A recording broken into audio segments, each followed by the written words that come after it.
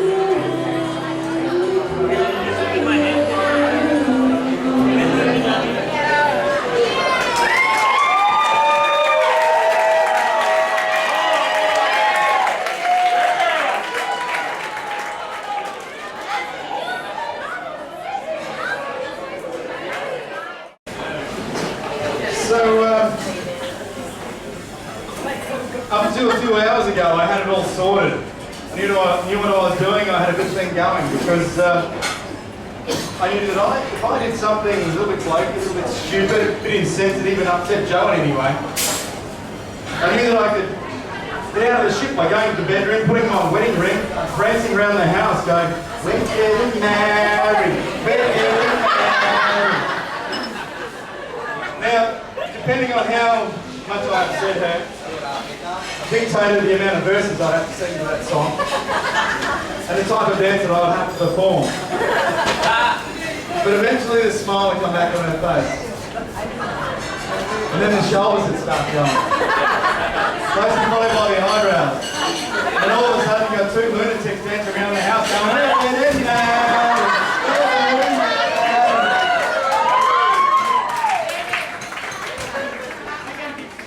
and I'll be up the hook.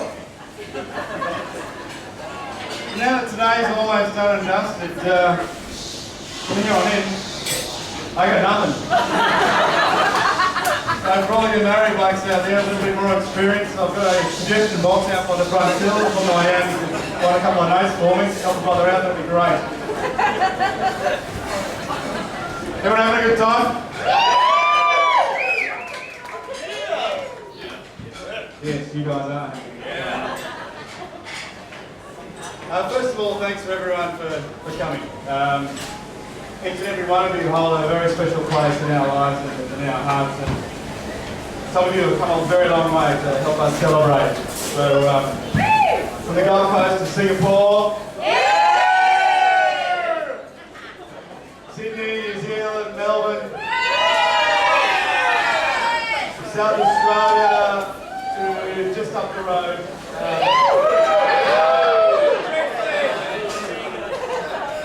Very sincere thank you for making me have to be here. It's been well, I hope you'll agree, it's been a magical day already. And we appreciate your effort. Thank you. Now, I remember having a chat to my good mate Craig prior to his wedding to his wife Rebecca. Him telling me the stresses of organising the big day. Me 5 years in with a fair bit of attitude. Come on, mate, how hard can it be? There's a church, there's a reception, put on a couple of beers, sort it out. How bloody hard is it? Apparently somewhat harder than that it would appear. So a big thank you to my beautiful wife.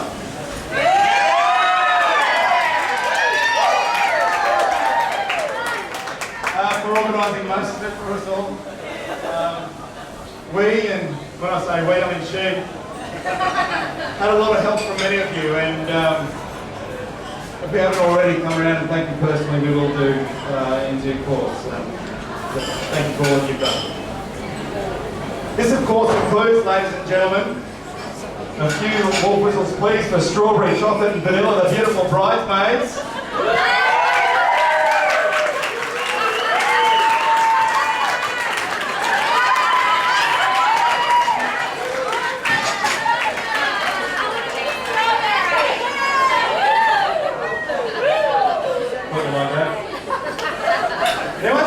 It's part of the bridesmaid's job on a big day to help the bride look beautiful. Talking about the easiest gig in the world, girls.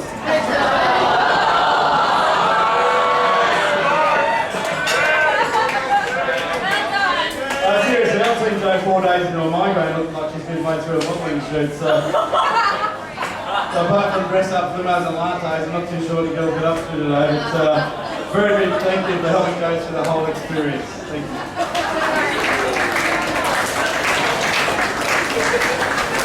And just for the record, the boys looking pretty sharp too.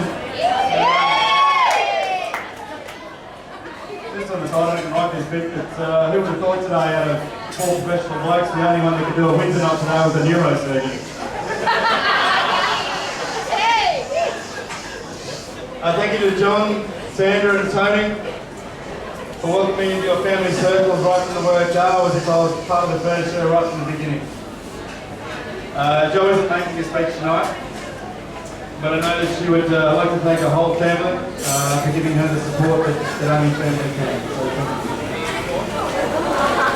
So, especially the Sandra and Tony, who provide that important female nurturing shoulder to lean on in times that 38 years on, I still haven't figured out that instead of beating my chest and trying to fix everything, that a hug is all that's required. Trying a bit of a slow learner, mate. To Big Johnny, thanks for putting me at ease right from the beginning. Firstly, for being shorter than me.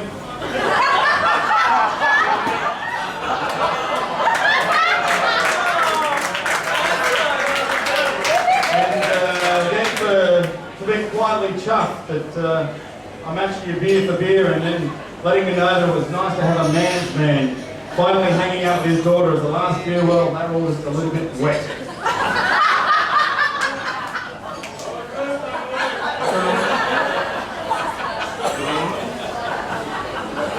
To my family in the back corner there, you've had to watch me the last 38 years pretty much master your life to the beat of my own drum, which I'm sure is a little bit unsettling from time to time. There you are, mate. So thanks to your loving guidance along the way. If you have a look at this beautiful thing up the front here, then I'm pretty sure you'll agree that we've ended up in a pretty bloody good place.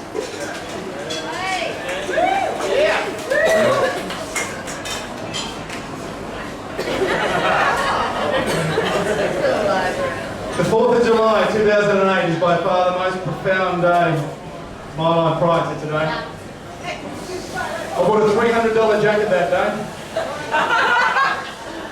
In a climate that warrants getting a jacket about 3 minutes a year. Thank God she had free tickets to the show that was to be our first date. Since that day, there's been 4 years, 10 months and a few days go by. And it's been the best 4 years, 10 months and a few days for Joe have been a part of it. Two pertinent things come to mind. The first is that I'm so grateful that my new bride's paths have crossed. Because Joe, you have influenced, taught, loved, nurtured, cared, and excited me more than anybody ever has or ever will. So thank you for today. In the past 5 years, it's been amazing, it's been perfect. You're the most beautiful person inside and out, and I love you.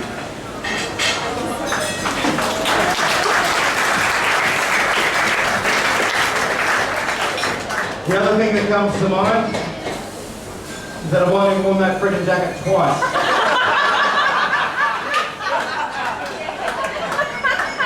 Now, truth be told though, in hindsight, if it had anything to do with you agreeing to the second date, I would have paid $3,000.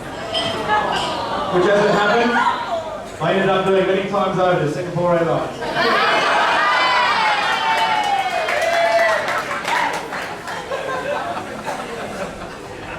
Now I want to give you a few quotes that Joe came up with very early on in the piece. Oh no, I don't dance with boys, you go and stand at the bar. I'm glad you're going out with the boys, you don't do it often enough. Don't shave, I like it better when you don't.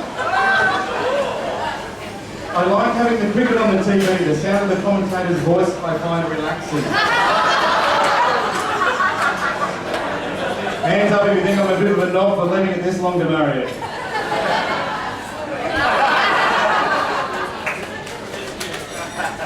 Just thinking back on it though, it may have been due to a few of the following quotes that might have made me hesitate. So the Broncos is league and the Reds is union, so what is the Wallabies?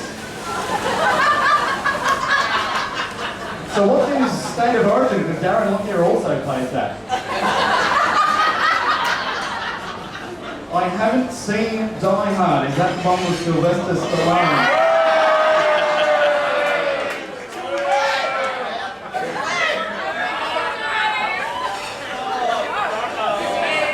And finally, it's not just a musical.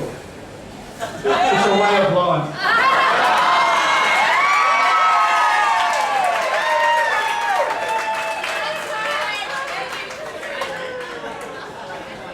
Sometimes we just look at each other and laugh because in so many ways we're very different. We just say, how the hell did we end up together? However it works, couldn't be happier. And despite our differences, we still rub off on each other a fair bit, and as a consequence, Jo swears a bit more than she used to, and I drink a little bit less. It's a good compromise. Well, half that statement's not entirely true. I do, however, appear to have unfortunately adopted the tendency of celebrating life's little things in a very unusual and unmanly fashion. An example might be, I might go to the toilet during the footy game on TV. Jo might yell out, "I think the Bulldogs just scored." My joyful response may go something like this. "Oh, wee!" Never melt me. Now, for those of you who don't know me too well, despite how perfect Jo might make me out to be, like most males, I've got that dumb blokey insensitive thing going on from time to time. And for those of you who don't know Jo all that well, putting it simply, he's the most kind, caring, and most sensitive human being ever to walk the earth. Let me tell you how those two creatures interact.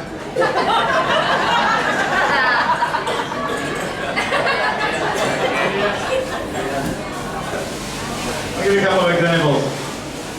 When Jo took me to a musical in Singapore that one of her friends was in, and at the end of it all, wide-eyed and excited just to find out what my favourite part of the show was. Now bear in mind, musicals are a reasonable big deal for Jo. My contribution, which in hindsight may have killed the mood. Did you notice the conductor of the orchestra right at the back of the stage texting on his phone during the show?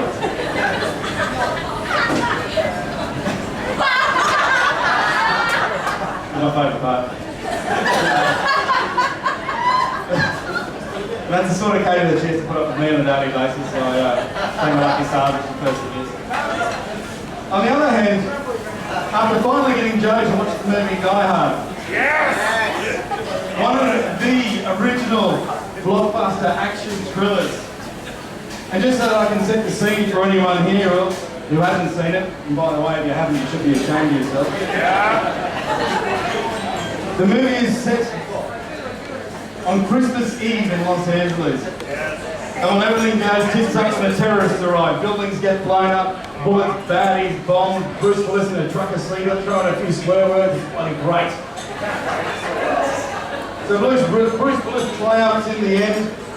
I turn to Jo for her synopsis, and she comes up with this. "I just like Christmas Eve when you cook a nice dinner and we just stay at home and watch the carols."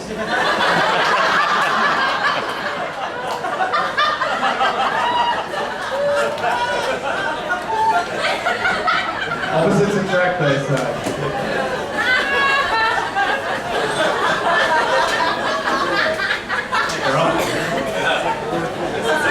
If you've seen us over the past couple of years, it doesn't take a genius to figure out that we love the hell out of each other. But I'm not certain that our souls will truly merge until the day Bruce Willis, Carmichael Hunt and Hugh Jackman co-star in the Disney cartoon musical action thriller On Ice, Die Hard 6, Dance to Live.